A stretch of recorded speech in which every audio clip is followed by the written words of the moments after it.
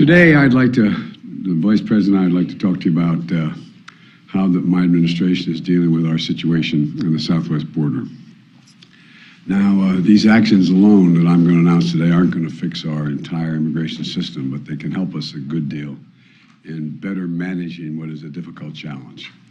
On my first day in office, some of you may recall who cover this area, and you cover it well, I sent Congress a comprehensive piece of legislation that would completely overhaul what has been a broken immigration system for a long time. Cracking down on illegal immigration, strengthening legal immigration, and protecting dreamers, those who with temporary protective status and farm workers, who all are part of the fabric of our nation. But congressional Republicans have refused to consider my comprehensive plan. And they rejected my recent request for an additional $3.5 billion to secure the border and funds for 2,000 new asylum personnel, another asylum officers and personnel, and 100 new immigration judges, so people don't have to wait years to get their claims adjudicated, which they have a right to make a claim legally. And the failure to pass and fund this comprehensive plan has increased the challenges that we're seeing at our southwest border. No one knows this better than the Vice President. And to truly understand what's happening there, it's important to step back and see the bigger picture here. You know, I know it's hard to see, but because our politics has been so divisive, you know it's getting much better, you've all observed, but it's been so darn divisive that it clouds the picture. I mean, it clouds the picture. But let me explain what I'm going to do, and as clearly and plainly as I can. I know it's a complicated issue. I don't want to pretend there's anything easy about it. People come to America for a whole lot of different reasons, to seek new opportunity in what is the strongest economy in the world. Can't blame them wanting to do it. They flee oppression, you know, to the freest nation in the world. They chase their own American dream in the greatest nation in the world. And the story of America is the story of so many of your families, including mine, going back to the mid-1800s from Ireland. Now, there are a number of ways to immigrate to America legally under our existing laws. For example, an American citizen can sponsor an immediate family member from another country. An American company can sponsor an employee from another country. There are visas for students to study in our colleges and other special categories. And regardless of the legal pathway they process them to require everyone be involved in following the law. That's the notion. There are laws to get here legally. That includes another legal way for someone to come to America by seeking asylum because they're fleeing persecution, like a lot of our ancestors did as well. And for many people, that's what's happening at our southwest border now. Over the past several years, thousands of people have been fleeing from Central and South America and the Caribbean countries ruled by oppressive dictators, including Cuba, Nicaragua, Venezuela, and escaping gang violence, which has the same impact, in Haiti. Currently, these four countries account for most of the people traveling into Mexico to start a new life by getting to the American border and trying to cross. But instead of safe and orderly process at the border, we have a patchwork system that simply doesn't work as it should.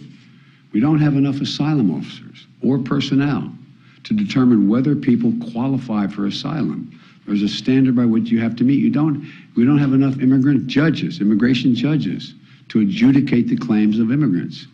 In fact, the previous administration used a rule called Title 42 to deal with the pandemic, to rapidly expel people who crossed the border. It was designed to deal with the pandemic, but it's used as a means to expel people at the border. People turned away under Title 42, and they're not barred from trying to come back. They've been turned away. They go back. They try again. They try again. Well, you know, they can and they do try to re-enter the United States again and again, which makes the problem at the border even worse. And under the United States Supreme Court decision, a case on Title 42 later this year, my administration will make a decision, finally, what to do about Title 42. In the meantime, my administration will continue to use that authority as the Supreme Court has required. And until Congress passes the funds a comprehensive immigration plan to fix the system completely. My administration is going to work to make things better at the border using the tools that we have available to us now. Today, my administration is taking several steps to stiffen enforcement for those who try to come without a legal right to stay, and to put in place a faster process, I emphasize a faster process, to decide a claim of asylum. Someone says, I'm coming because I'm escaping oppression. Well, there's got to be a way to determine that much quicker for people who are credibly seeking protection from persecution. Secretary of Homeland Security Mayorkas will detail these actions very shortly after I finish at Homeland Security. But here's one significant step we're taking. Over the summer, we saw a huge spike in the number of Venezuelans traveling through Mexico and attempting to enter the United States without going through our legal processes. We responded by using and ensuring that there are two safe and lawful ways for someone leaving the country to come to America. And that was one of the reasons you were proposing.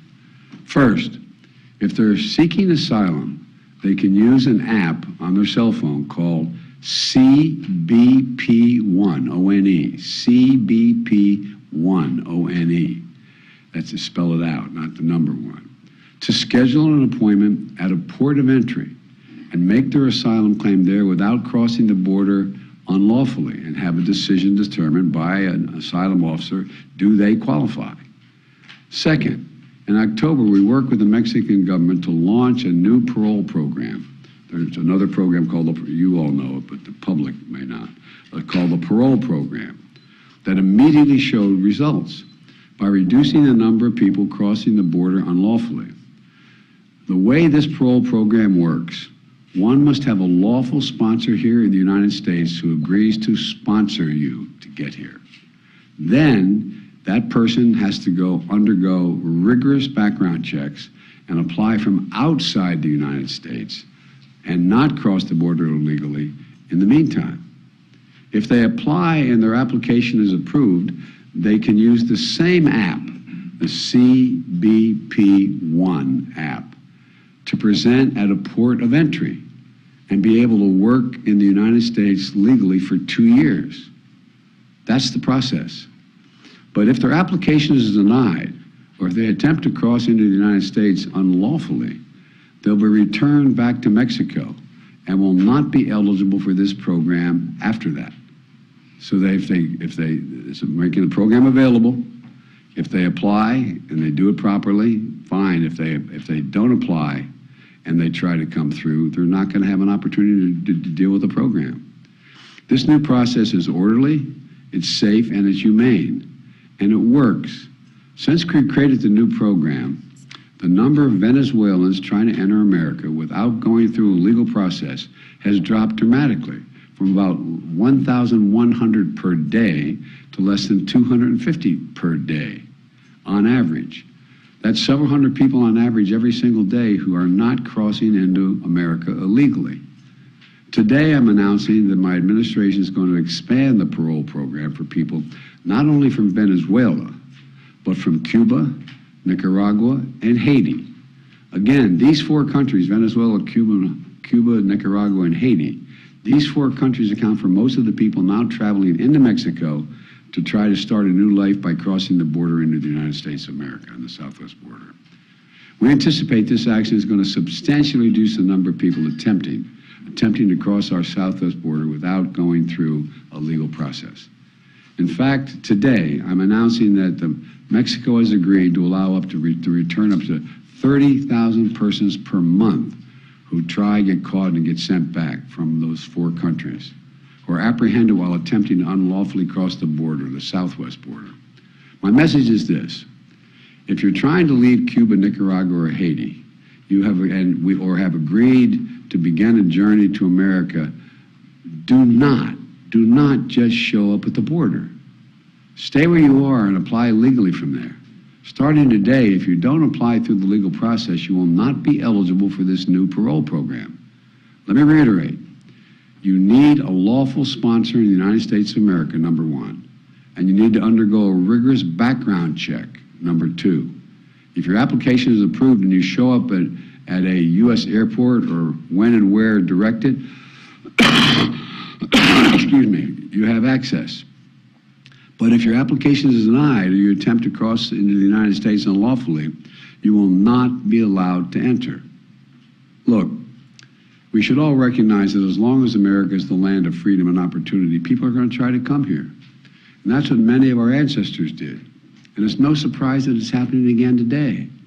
We can't stop people from making the journey, but we can require them to come here, that they come here in an orderly way under U.S. law. And let me say it again. The actions we're announcing today will make things better, but will not fix the border problem completely. There's more that has to be done. I laid that out in the first week I was here. That work will not be done unless and until the Congress enacts and funds a more comprehensive immigration plan that I proposed on day one. Until Congress has acted, I can act where I have legal capacity to do so. Last year, I brought together 20 leaders, many of you were there, and from the Western Hemisphere, heads of state, to stabilize the flow of immigration, to expand pathways to immigration, and to manage the border humanely. The leaders of the hemisphere built on those efforts that I led when I was vice president to expand economic assistance to nations in North Central America, so people here can improve their economic prospects at home instead of having to leave for the United States. Most people would much rather stay in the country they are if they can feed their families, be safe, send their kids to school, and have opportunity. It's not like people, you've heard me say it before, it's not like people are sitting around a table and somewhere in Central America and say, I got a great idea. Let's sell everything we have. Let's give it to a coyote, a smuggler. They'll take us on a harrowing journey for thousands of miles to get to the United States. Then we're going to legally cross the border. They're going to drop us in a desert, and we're faced where we don't speak the language. Won't that be fun? I'm not being facetious.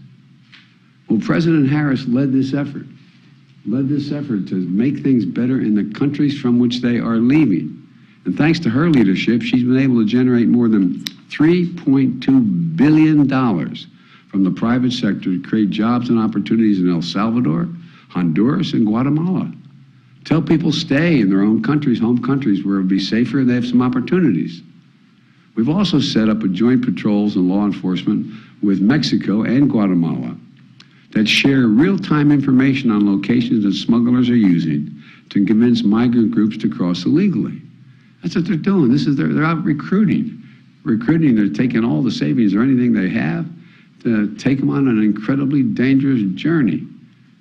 We embedded our Border Patrol officers with Mexican patrols to detect and raid human smuggling operations. Thus far, there had more than 7,000 arrests of human smugglers in the last 6 months. 7,000. That's not just human smuggling at the border. We're focused on cracking down on drug smuggling, which is a serious and deadly problem. And I made a promise we would try this. My administration has allocated record funding that added hundreds of additional Border Patrol agents and installed new cutting-edge technologies you'll be able to use effectively, like an X-ray machine, detailed to be able to look through these large containers to determine what's in the container and at the border.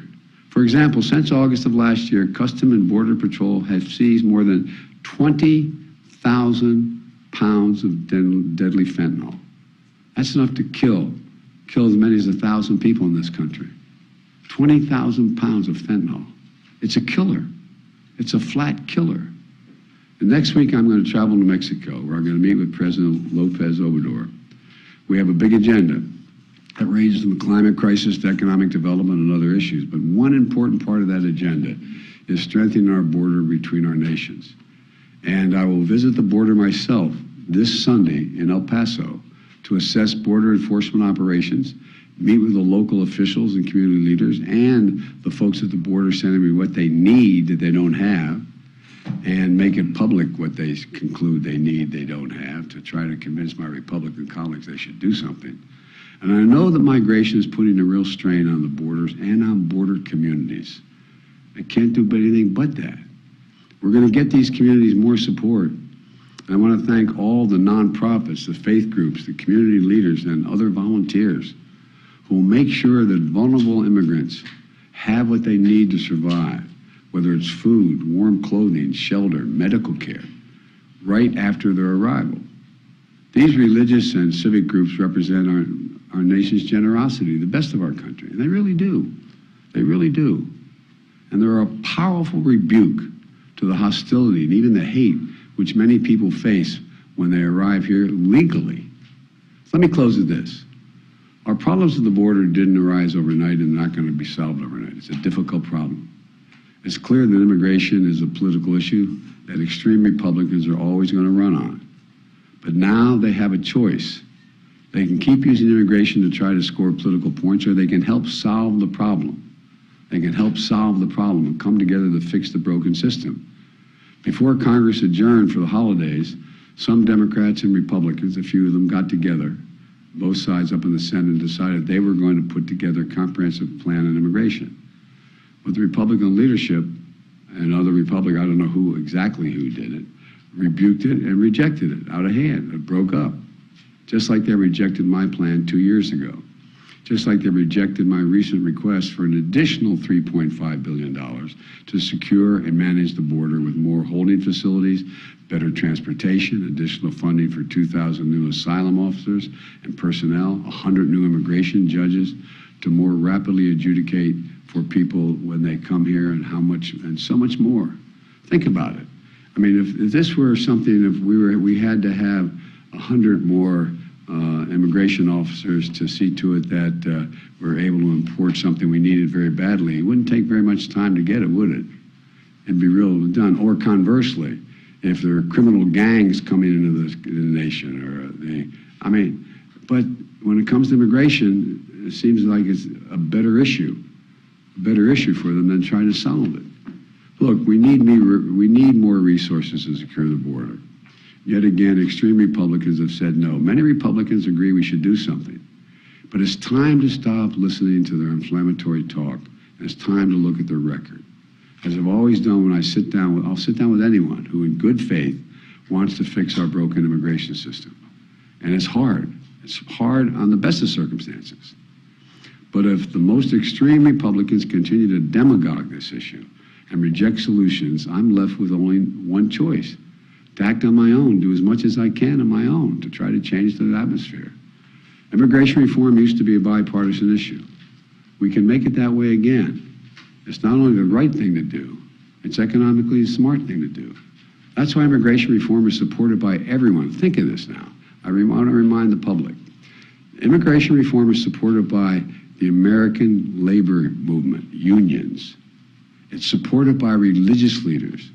It's supported by the U.S. Chamber of Commerce.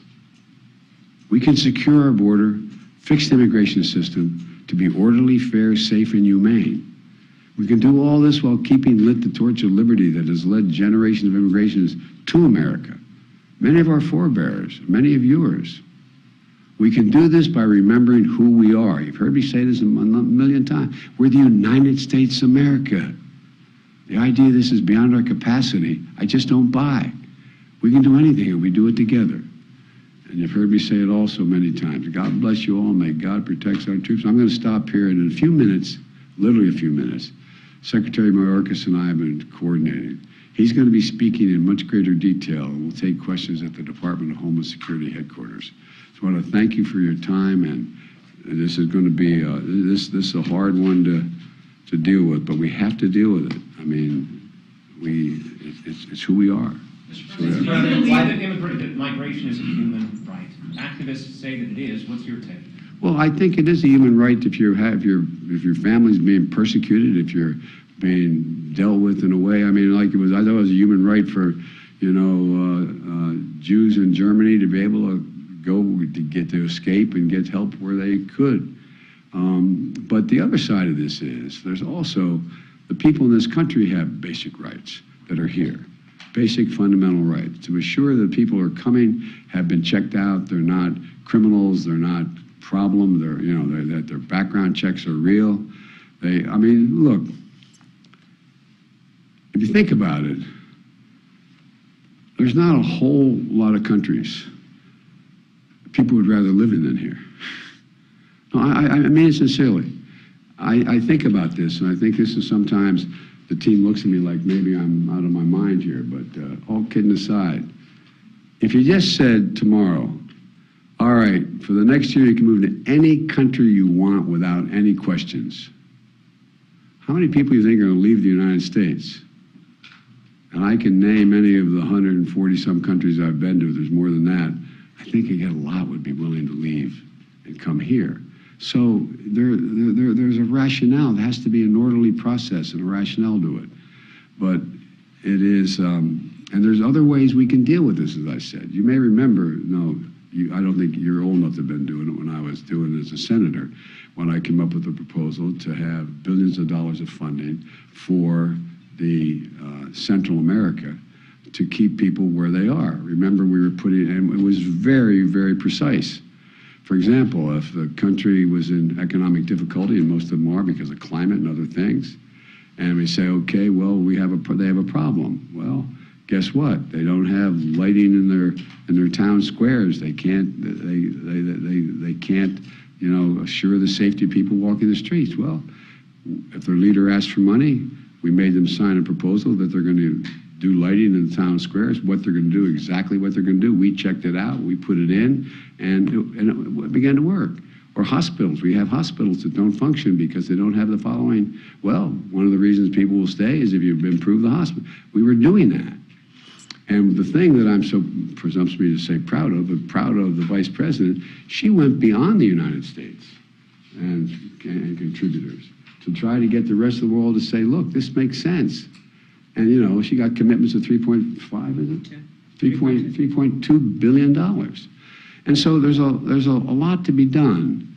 And think about it, even back in days when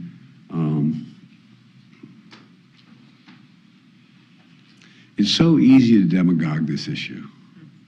It's so easy to demagogue it. And you hear, a number of our friends, the MAGA Republicans, talking about, they don't even want me speaking English anymore. They want me speaking da-da-da. They're gonna take over my community, my name, they, whoever they are at the time. Well, that's what a lot of folks went through when they got here, going all the way back to the 1800s.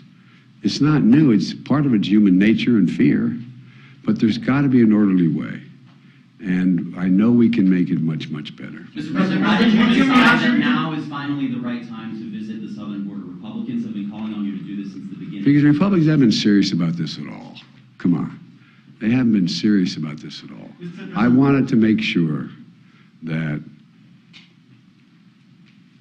I knew what the outcome, at least the near outcome, was on Title 42 before I went down. We don't have that yet, so I had to operate. I don't like Title 42. But it's the law now. I have to operate within it. My prediction is, it's nothing particularly insightful about this, Title 42 is going to go away before the end of the year in terms of the Supreme Court, my prediction. And then we're going to have to use Title 8. 8, right? Am I right? Yeah, Title 8. 8, 9. And which we can implement what we're doing here, plus some other things. But so I wanted to make sure there was a rational way in which we could begin to announce it. But I couldn't wait once the Supreme Court ruled that they're not going to make the final decision on Title 42 for some time, and for another, who knows, probably not till June, in that range, although I don't know that for a fact, to be able to lay this out.